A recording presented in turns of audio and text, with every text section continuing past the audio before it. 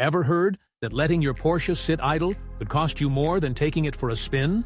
That's exactly what we're discovering with this 1998 Porsche 911 Turbo that's been spending too much time in the garage.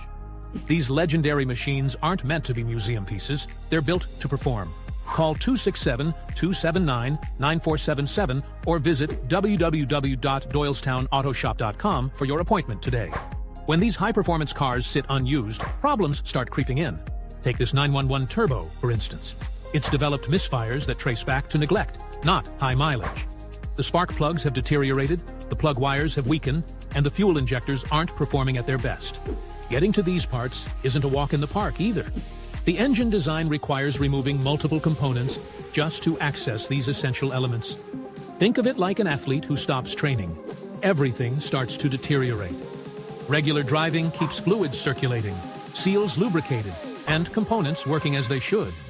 It prevents fuel from breaking down in the injectors and keeps electrical connections clean and functional. When these cars sit idle, rubber components dry out, fluids become stagnant, and mechanical parts can seize up.